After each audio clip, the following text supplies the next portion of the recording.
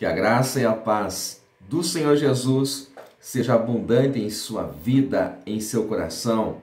Sou o professor Márcio Mainardes e aqui estou para mais uma pré-aula da EBD.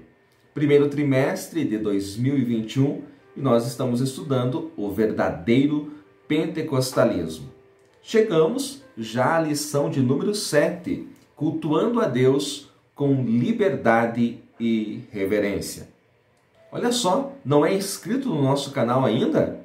Inscreva-se, deixe o seu joinha, deixe também o seu comentário. Eu quero responder ao seu comentário. Se está conhecendo o nosso canal agora e a ministração foi útil para a sua vida, não deixe de compartilhar, de divulgar o nosso trabalho, assim você está também fazendo a obra do Senhor.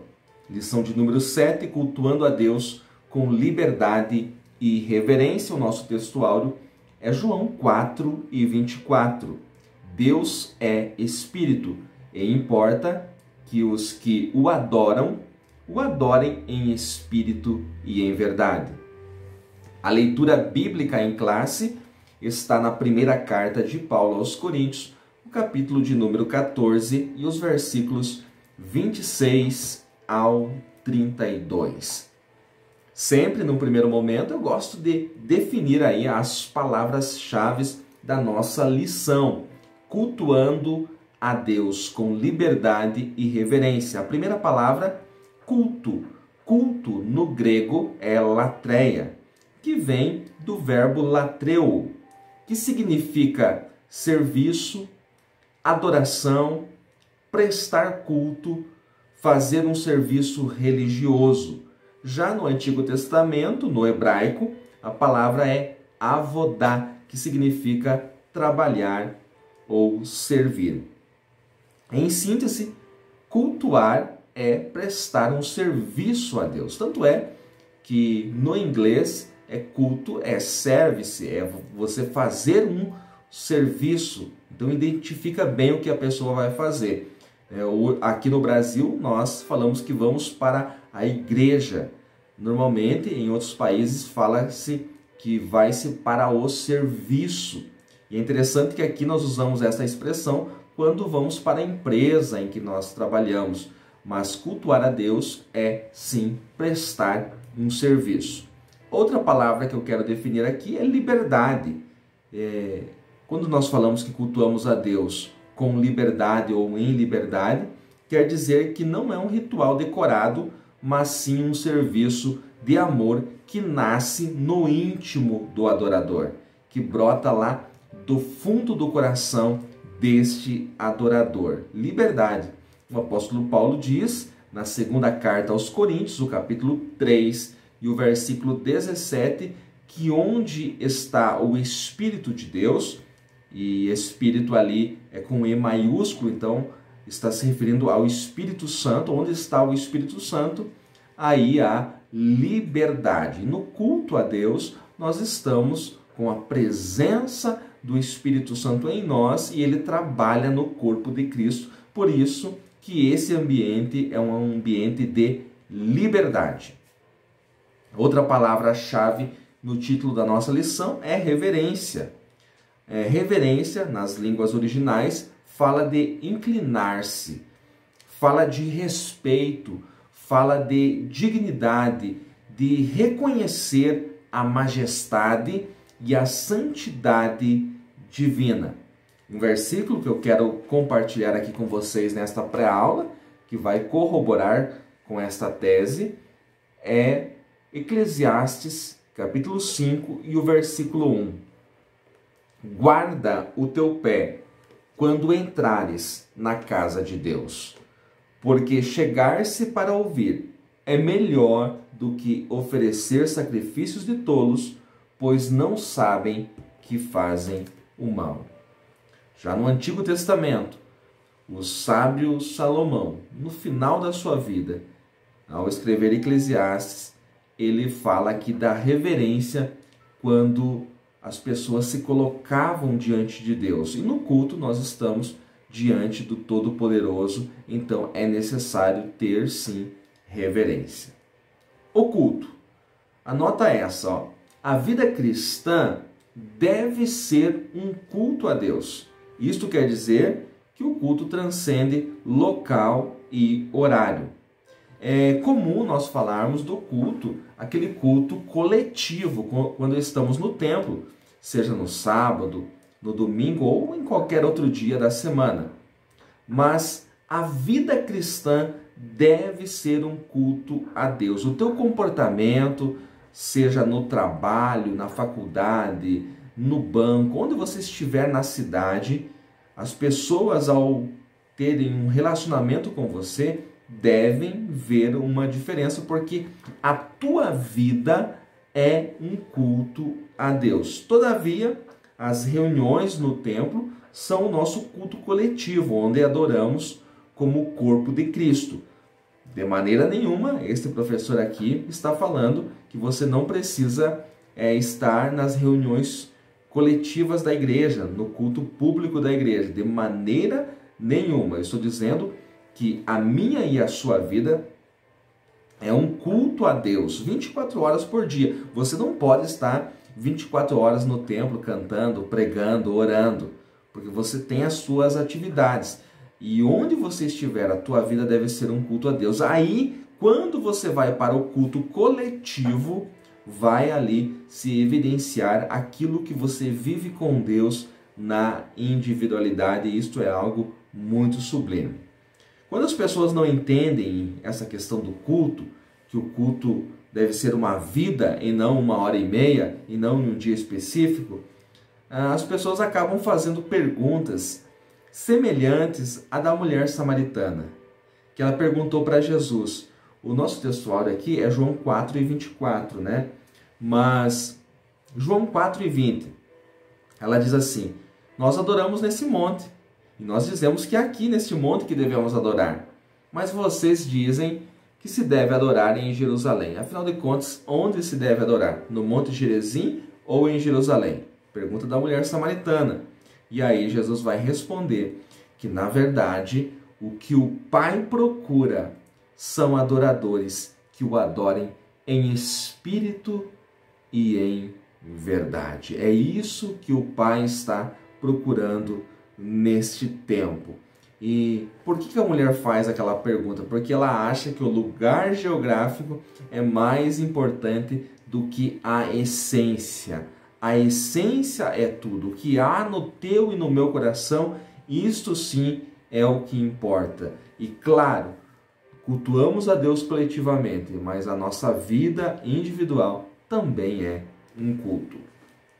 O culto em espírito e em verdade. Porque pode surgir essa pergunta: professor, mas o que Jesus quis dizer com esta adoração em espírito e em verdade? O espírito humano é o nosso lugar santíssimo. Eu já falei disso em outras aulas. O espírito humano é o nosso santíssimo lugar, habitação do Espírito de Deus. E nesse lugar não há hipocrisia, não há formalismo. O que quero dizer com isso? Que no culto público, no culto coletivo, cada um pode colocar aí sua melhor camisa, seu melhor vestido, seu melhor terno, e todos somos iguais, porque nós vemos apenas o exterior uns dos outros. Mas o Senhor Jesus, que tem olhos como chamas de fogo, ele faz um raio-x, ele vê o que está dentro. E no culto em espírito e em verdade, que é o culto lá no Santíssimo Lugar, no nosso espírito, onde há um relacionamento ali perfeito entre espírito humano e Espírito Santo, nesse lugar não há máscaras, não há hipocrisia, não há formalismo, é a essência que se reflete neste lugar. Liberdade e reverência. Muita gente pensa que não há condições dessas duas coisas viverem juntos, né? Porque confundem liberdade com libertinagem. É liberdade. Liberdade é uma coisa, libertinagem é um abuso da liberdade. Liberdade e reverência, as duas coisas são possíveis coabitarem juntas, existirem juntas. Nós, salvos em Cristo, na nova aliança, não seguimos um ritual judaico. Lá no Antigo Testamento, você sabe muito bem que havia todo um ritual, normas e regras para se cultuar a Deus, porque eles não poderiam cultuar em espírito e em verdade, porque eles ainda não eram nascidos de novo, ok? Nós, na nova aliança, somos nascidos de novo, passamos pela regeneração, então o culto acontece dentro de nós. Eles não. Eles tinham que se preocupar mais com o exterior, porque o culto era evidenciado no exterior e não no íntimo. É claro que Deus queria que eles o amassem acima de todas as coisas, mas sempre o ritual se destacava. Nós não temos na nova aliança rituais marcados. Nós cultuamos a Deus com liberdade e com reverência, em espírito e em verdade. Então, como nós estamos no Espírito, como nós cultuamos no Espírito, a reverência ao Santo Deus é evidente e é consequência deste relacionamento íntimo com Deus. Outro detalhe importantíssimo, a manifestação do Espírito Santo é fundamental no verdadeiro culto pentecostal. Tem cultos pentecostais, ou que se dizem pentecostais hoje, que não parecem. É um formalismo, é um ritual, é um monólogo. No culto pentecostal, há manifestação do Espírito Santo. O texto da nossa lição é 1 Coríntios 14, 26 ao 32. Observe comigo alguns desses versículos. Versículo 26. Que farei, pois, irmãos, quando vos ajuntais? Cada um de vós tem salmo, tem doutrina, tem revelação, tem língua, tem interpretação. Faça-se tudo para a edificação. Então não importa como o Espírito Santo se manifesta na vida de cada crente, porque Deus é um Deus de diversidade, já falamos disso na lição de número 4. Então, há diferentes manifestações, mas é um só Espírito e é um só também o propósito. Qual é o propósito, professor? O propósito é a edificação, é o crescimento espiritual. Versículo 27. Se alguém falar em língua estranha, faça-se isso por 2 ou, quando muito, 3, e por sua vez haja intérprete. Paulo está falando aqui da ordem e da reverência no culto. Ele está falando de língua mais interpretação. Por quê? Língua mais interpretação é igual a profecia. E isto traz edificação. É desse assunto que Paulo está falando. Olha o versículo 28. Mas se não houver intérprete, esteja calado na igreja e fale consigo mesmo e com Deus. Ou seja, sem interpretação, as línguas somente edificam aquele que fala. Então, por isso que é importante a interpretação das línguas. Mas quando não há interpretação, quem é edificado é a pessoa que fala. Por isso que não pode haver uma proeminência da pessoa que está falando em línguas espirituais somente com Deus. Versículo de número 29. E falem 2 ou 3 profetas e os outros julguem. Eu não vou definir aqui profetas porque eu já defini em aulas anteriores. Então assista às aulas anteriores, a lição 6, a lição 5, a lição 4, que eu falo a respeito dos diferentes profetas na Bíblia. O profeta, o Nabi do Antigo Testamento, eu falo do profeta como um dos 5 ministérios e do dom de profecia como este aqui. Então, a respeito de julgar, tem pessoas que dizem que não se pode julgar. Olha só o que Paulo está falando. E os outros julguem. Julgar a profecia.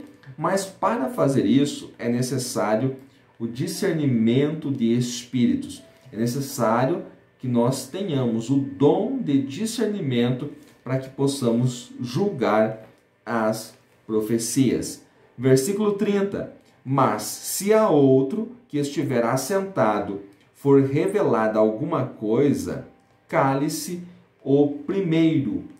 Aqui está falando de alguém que não está na frente, não está na direção do trabalho, que pode receber a revelação de Deus. Se você leu a sua revista, leu a sua lição, o nosso comentarista, o pastor Ezequias, ele diz no segundo tópico, segundo subtópico, no meio dele, diz assim: o culto na igreja primitiva, ele não era entediante e nem consistia num pregador falando para um rebanho atento e silencioso, pois havia uma interação dinâmica de compartilhar e receber. Era um culto dinâmico, onde cada um tinha algum dom, cada um contribuía, não era um monólogo. Isso é algo muito importante para nós observarmos aqui. Olha o versículo de número 31. Versículo de número 31. Porque todos podereis profetizar, uns depois dos outros, para que todos aprendam e todos sejam consolados. Deus usa todos os vasos. Por isso que nenhum profeta pode monopolizar o culto. Lembra, antigamente tinha em tal congregação, em tal denominação tem o profeta tal, é ele que profetiza ou é ela que profetiza. Não, aqui você pode ver que todos podem profetizar. O Espírito Santo ele não fecha um monopólio com alguém. O dom é uma dádiva, é um presente, como nós aprendemos já. Então Deus usa todos os vasos, é claro, cada um como ele quer, por isso ninguém pode monopolizar aí o culto, querer aí ditar o ritmo do culto, porque o dono do culto é o Espírito Santo. Versículo de número 32. E os espíritos dos profetas estão sujeitos aos profetas. Olha só, talvez este seja o versículo mais importante aqui. E os espíritos dos profetas estão sujeitos aos profetas. Queridos, não existe possessão do Espírito Santo no Novo Testamento. Não existe. Possessão era só no Antigo. O que era possessão? O Espírito vinha, se apoderava, aquela pessoa fazia a obra do Espírito, o Espírito se retirava e aquela pessoa seguia sua vida normal. Um exemplo? Sansão. Sansão, o Espírito vinha sobre ele, se apoderava dele, ele executava a obra do Senhor, mas depois ele ia cometer os mesmos erros, repetir os mesmos erros. Por exemplo, ele ia atrás das filisteias e sempre caindo no mesmo erro, porque ele não era nascido de novo. O Espírito não morava, então era possessão.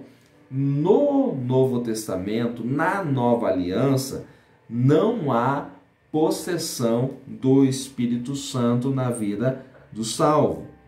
Os irmãos em Corinto tinham esta ideia errônea, que o Espírito se apossava, e Paulo está ensinando que não é assim. Por mais usada que uma pessoa seja, ela continua consciente e em suas faculdades mentais, ela não perde os sentidos.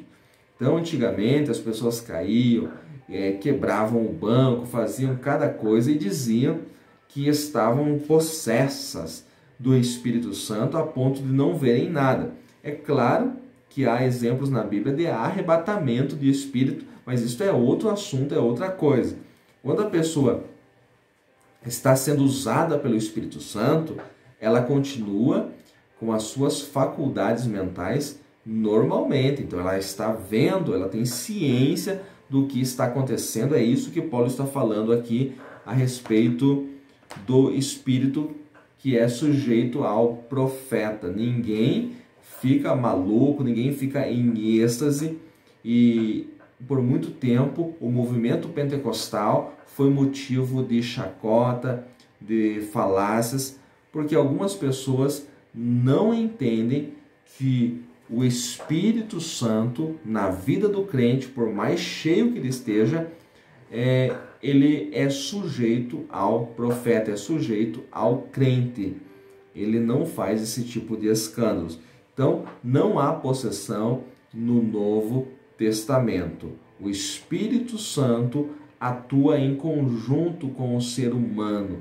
As faculdades mentais continuam atuando, por isso tudo é feito no movimento pentecostal com ordem e decência. Por isso cultuamos a Deus com liberdade e reverência.